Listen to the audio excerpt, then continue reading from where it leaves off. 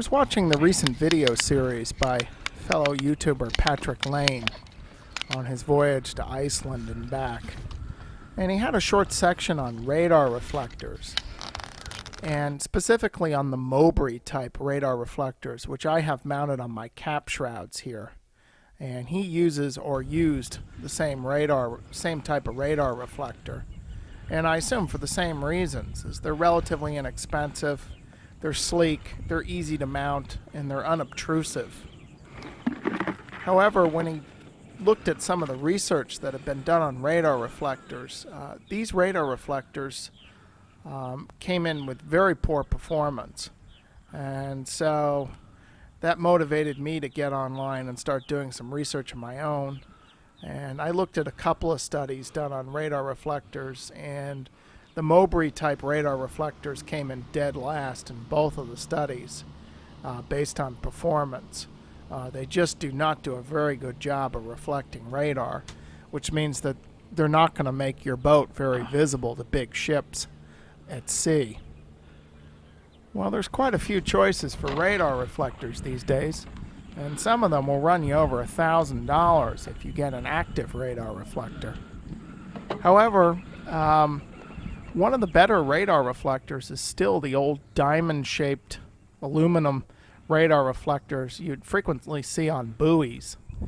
And I got this one from 5 Oceans, and it cost me about $25. And it is neither sleek nor unobtrusive, and a bit of an eyesore, but that's better than getting run over by a freighter.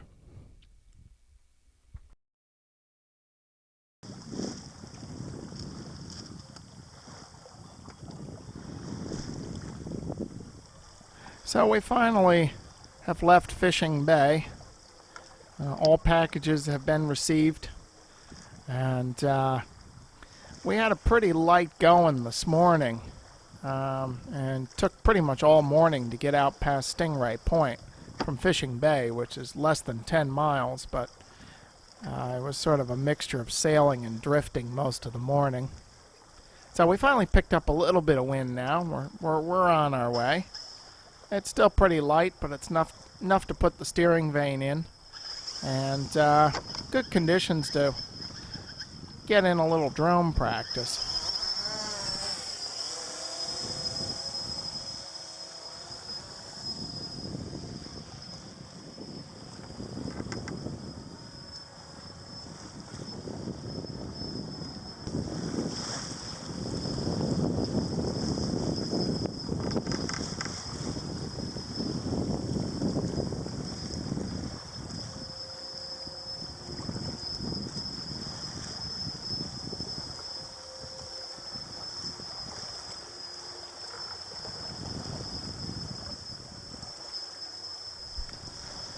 This wind is actually starting to pick up slightly as I'm filming this, so time to bring that drone back in for a landing. Oh, that was a pretty smooth landing.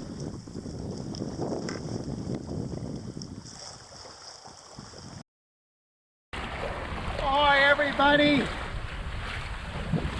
We are back out on the seaways here. Went back in the water about a week ago, but I just moved out on anchor, finish up projects, and also waiting for a decent wind to sail north. We're bound up to Annapolis. We're bound for Annapolis and Baltimore, up the northern part of the bay. But we're going to make a stop in at Solomon's, and it looks like for a week. A subscriber has offered me a mooring for a week, which belongs to Xanasurs, not sure how you say that. But they have, with that mooring, all have access to a dinghy dock, showers, laundry, courtesy bicycle. So sounds pretty sweet. So I'm not going to turn that up. So we'll make a stop at Solomon's. Present position, from our present position, we got about a little less than 20 miles to go to Solomon's. But it is 5:30 in the afternoon, so I'm not sure we're going to make it in after dark. We also got to watch out for thunderstorms. I think I'm beginning to see some darkening in the sky off to the west. Well, that came up fast. Looks like this one's going to miss us though. That's clearly a It's clearly a pretty severe thunderstorm. It's passing just north of us, and the alarm just came up on the NOAA weather radio about 5 minutes ago. You can hear the thunder. So I took the staysail offer, got one reef in the main, and I'm just going to watch it here. I just decided to go down to 2 reefs in the main. The wind started gusting up, and you can see this storm. That looks pretty severe, but it is going past us. But I don't want to take any chances with a strong thunderstorm this close.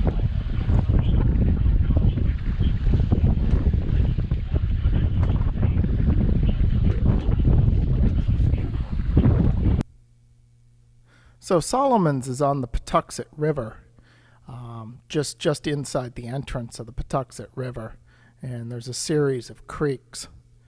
I did not arrive until after midnight, and not wanting to try to pick up a mooring ball in the middle of the night, I anchored just north of that little triangular island, which I think is called Peg Leg Island, and waited till daylight the following morning to pick my anchor back up and sail over to the mooring field.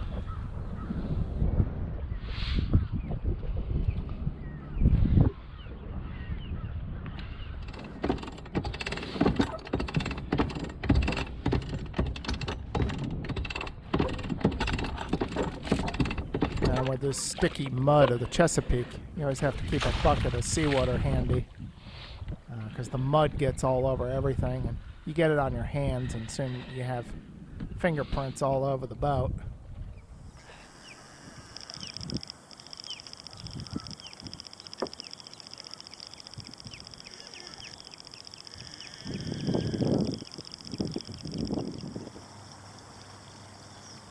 So coming up on the mooring field here, there's only about 7 or 8 moorings. Just on the north side of Zonheiser's marina, and you can see a powerboat on one of the moorings there. So I'm going to duck astern of him, and there's several open moorings just upwind of him.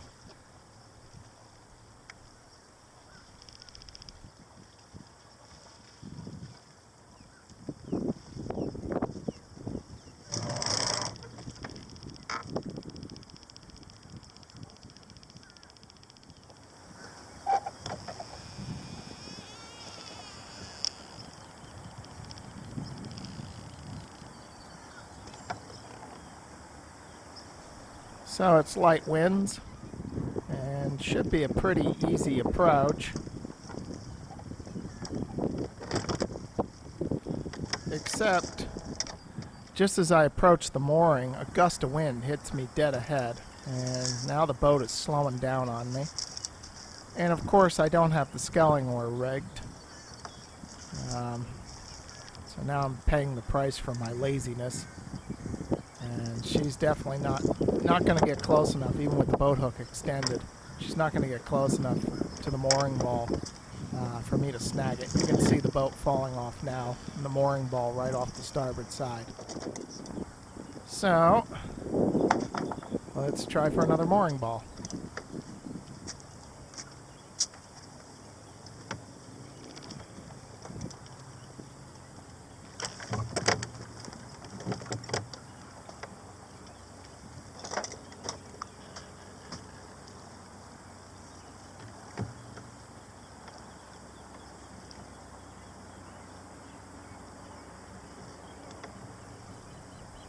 Alright. Well, it looks like this time we're going to be in luck here. And I got the hawser, which looks like this mooring hasn't been picked up in a while. It's covered with slimy growth. But that's okay. We're tied on and all set.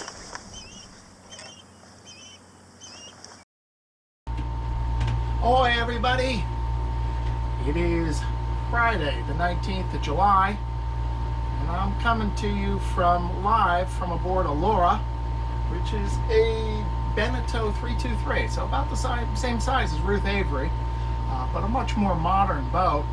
This boat is owned by the Sail Solomons, which is a sailing school. They do certification on different size boats and so forth. And Jeff Carlson, who owns the business, is the man who's put me up for a week here. So I have a mooring for a week and use the facilities. And he's also letting me stay on one of his charter boats, which, unlike Ruth Avery, you hear the buzz here, that's air conditioning. Currently we're in the middle of record or near record heat here in the middle Atlantic. So it is hot and humid. Just looking real field temps between about 105 and 110 degrees Fahrenheit. And I can tell you it's hot out there and there's not much wind, but it sure is nice to be able to hang and work in a cooler place. So I will refrain from any snarky remarks about Benetos for at least a couple of weeks after this. Well, it's still hot and humid early in the morning.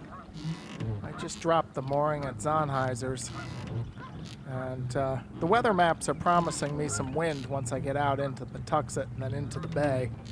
But right in here, it's flat calm, so I'm using the scull and feeling like a galley slave here.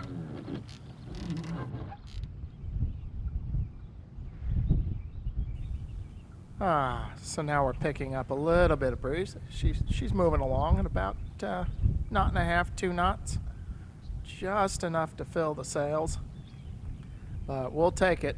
That's a lot easier than sculling.